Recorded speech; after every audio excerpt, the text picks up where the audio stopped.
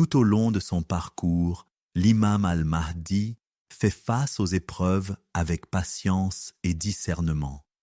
Mais pour comprendre pleinement sa mission, il doit réaliser que chaque privation, chaque douleur et chaque manque ne sont pas des obstacles, mais des signes, des rappels de la présence divine. Ibn Arabi nous enseigne ici une vérité essentielle. Ce que nous percevons comme une perte est souvent une préparation à une élévation plus grande.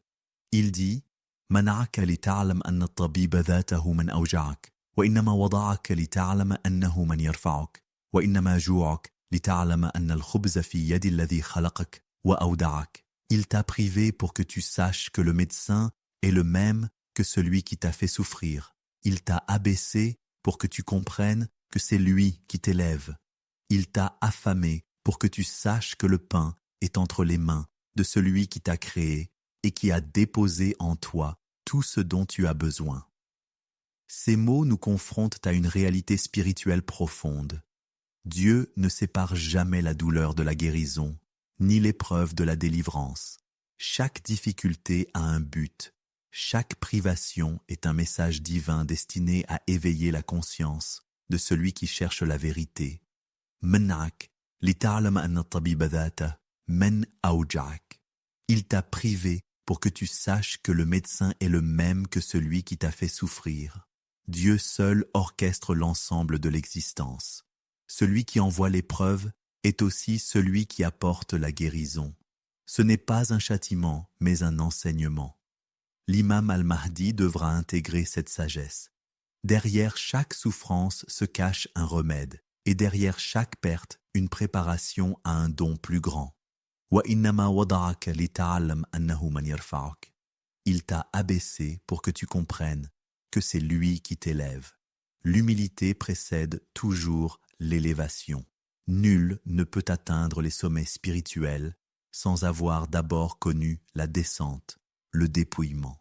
C'est dans cette phase que l'âme est purifiée et prête à recevoir la lumière. L'imam al-Mahdi, avant d'être élevé à son rang ultime, devra passer par l'épreuve de l'humilité, apprendre à se soumettre pleinement à la sagesse divine avant d'être investi de sa mission. وَإِنَّمَا جُوعُكَ لِتَعْلَمْ أَنَّ الْخُبْزَ فِي يَدِ الَّذِي خَلَقَكَ وَأَوْدَعَكَ. Il t'a affamé pour que tu saches que le pain est entre les mains de celui qui t'a créé et qui a déposé en toi tout ce dont tu as besoin. Ce passage nous rappelle une loi universelle. Toute subsistance, qu'elle soit matérielle ou spirituelle, vient exclusivement de Dieu.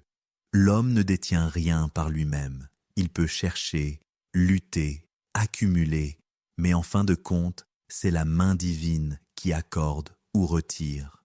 L'imam al-Mahdi, en tant que guide, devra incarner cette vérité, enseignant que le véritable soutien, la vraie richesse et même la nourriture essentielle de l'âme ne se trouve qu'auprès du Créateur. Ainsi, ce passage d'Ibn Arabi nous apprend que toute privation est en réalité un appel à la reliance divine. L'homme n'est jamais abandonné, même lorsqu'il traverse des épreuves difficiles. Il lui suffit de lever les yeux, de comprendre que derrière chaque manque se cache un enseignement, et que Dieu, en toute chose, est à la fois celui qui éprouve et celui qui pourvoit. Dans le prochain épisode, nous poursuivrons cette réflexion en explorant une nouvelle parole d'Ibn Arabi, où il nous révèle comment la véritable sécurité ne se trouve pas dans ce que l'on possède, mais dans la confiance absolue en Dieu.